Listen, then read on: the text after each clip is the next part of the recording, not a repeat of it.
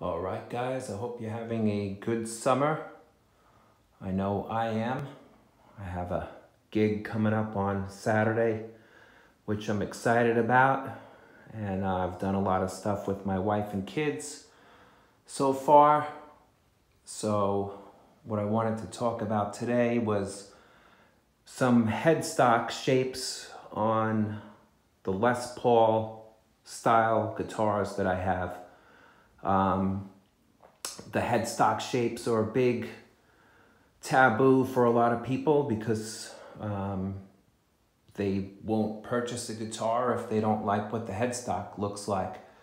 So for me, I was kind of in that same thought of mind, but honestly, when you're on stage or even playing on YouTube, it doesn't matter that much.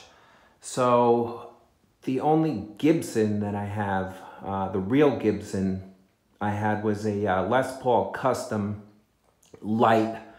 And I made a full video on that guitar, but it was a thin body and it was top heavy, so I sold it. So the closest that I have to a genuine Gibson is this 2001 made in Japan Epiphone Les Paul Custom.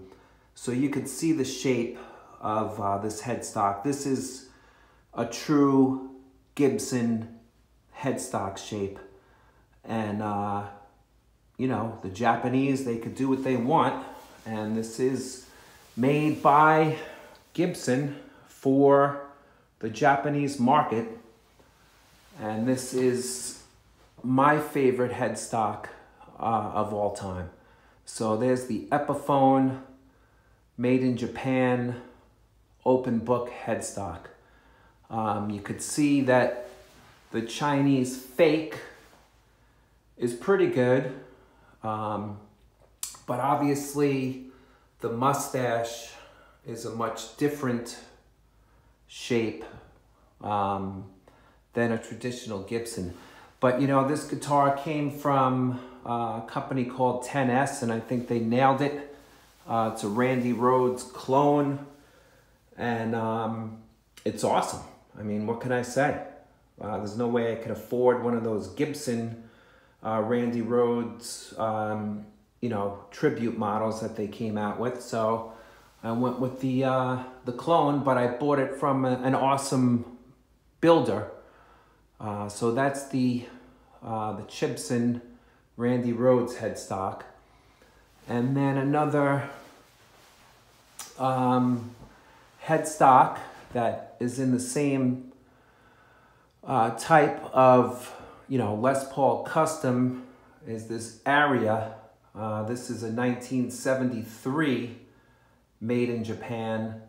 And you can see how the Japanese market designed this and pretty much nailed it. So this is a 73 Aria, and or Aria, whatever the hell you call it.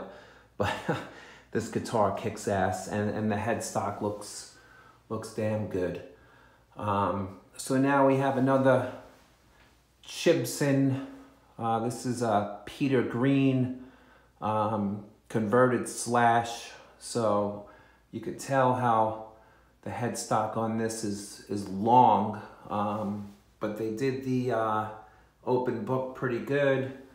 And this is another killer guitar. I mean, where the hell are you gonna buy something like this? Certainly not at Guitar Center. So this one is one of my favorites too. And you know, on stage, nobody knows what you're playing unless a guitar geek talks to you at the show or knows what he's doing. So there's the Peter Green headstock.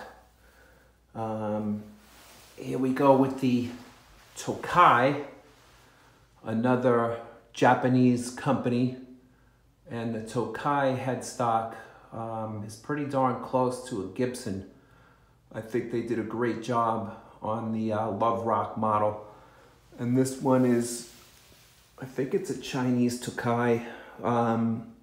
But this is a killer guitar, and it's you know, pretty reasonably priced. You don't want to get ripped off on Tokais, because some of them, you know, cost $1,000, but I didn't pay anything close to that on this Tokai.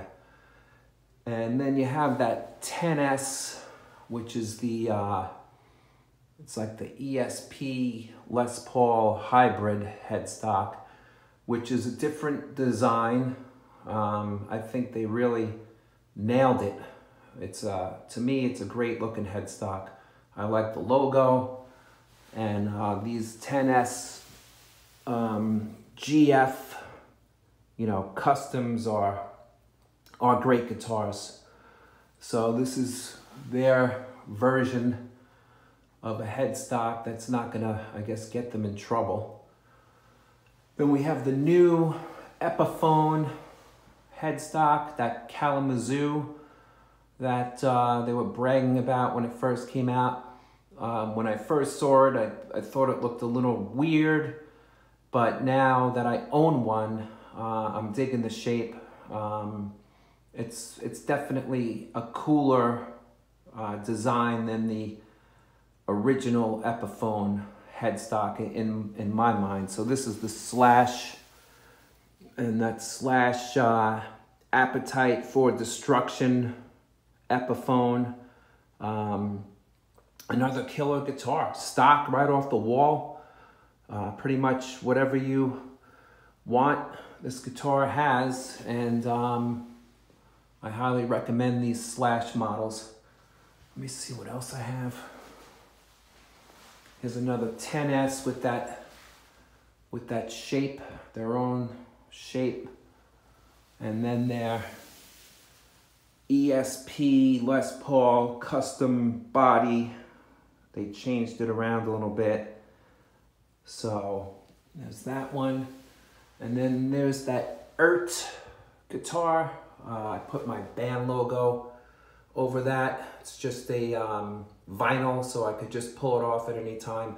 But they really nailed this headstock, I think, these Eart people, which is bizarre. It says Love Rock on it, so maybe they made it in the Tokai factory.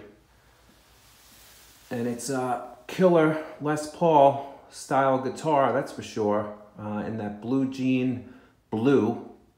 And then we have the controversy headstock mod that all these people either love or hate, but I sent this Slash, pre-Slash, Canadian, Japan market only Epiphone to a luthier, and he redesigned the headstock for me. So I put that logo also of the band. It says Epiphone underneath. I wanted to keep it Epiphone, but there is the redesigned headstock, and I like it a hell of a lot better than the early, you know, weird looking Epiphone headstocks. And this guitar has got to be about 11 pounds. It's definitely one of my favorite Les Pauls. So here is the, let me see if I can get this down and show you the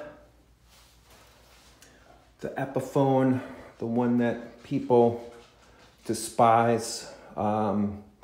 This particular one, I don't really mind because it's a beat up Junior, and I think it looks pretty badass. But the shape is, you know, the shape is what it is. Squire and Fender are the same, but when it comes to Epiphone, I guess they didn't want people selling these things as Gibson, so they had to do something to prevent that, and they did it with the headstock. So there's the Junior. The thing is definitely a cool looking guitar, and they're hard to find with a humbucker. What else? Well, that's a V, but that's a traditional V. And then here's the other Epiphone traditional shape. This thing is a Les Paul 1960 standard. I think they only made 1,960 of them. So this guy, I got this in a trade. This guy spent like 500 bucks in parts for this guitar, and the guitar alone is like $1,000 because they're supposed to be very rare. But it's a cool headstock, and you know, I don't know, it is what it is. So just the parts alone on this thing is well worth it. But it does have the Epiphone headstock that everyone seems to hate. I like it, but if I saw a guy on stage in a rock band, they'd be like, oh, he's got an Epiphone. I don't know. It's so, the whole thing is bizarre, you know, because he could be the best shredder or guitar player. So to me, it never really, I never was one of those snobs, you know, like some people are. Couple more Gibsons, not much to really talk about. But this one is like the first Gibson or the second Gibson I ever bought. It's a Black Beauty, and I put the logo on there because honestly that's my band name, and it's not a Gibson, so if I ever want to peel it off I can. But this diamond is horrible. But the headstock is, you know, it is what it is. It's one of the older ones, so they didn't get it right, but they definitely got the body right. And this is a great guitar. So I ended up putting in a Paul Reed Smith Tremonti pickup in this thing, and it's a killer fake. And then this is more of like a novelty, the Ace Frehley. So it looks cool. Everyone that comes here is like, wow, that thing is awesome, man. But you know, it's just a novelty replica of Ace Frehley's guitar. And Jesus, what are they, like $10,000? So I'm certainly not gonna spend 10 grand on one of these because I don't really play that many Kiss songs, and I can't see playing Alice in Chains tunes with it. But this is the headstock on that Ace Frehley Gibson. I think they did a pretty cool job with the face and everything. But this thing is, what, 4 years old maybe? Maybe older than that. Beautiful, beautiful body. I didn't do anything. I didn't swap any of the pickups. But that is the headstock on that thing. It's a long video, but I don't know, I'm talking fast. I just wanted to show you some of the stuff. And yeah, how come Epiphone does it right on their V, but they don't do it right on the Les Paul? So, I don't know. You tell me what you think, and if you like these guitars, let me know which one is your favorite. I know which one is mine. So, thanks for watching. Rock on, be well, and cheers.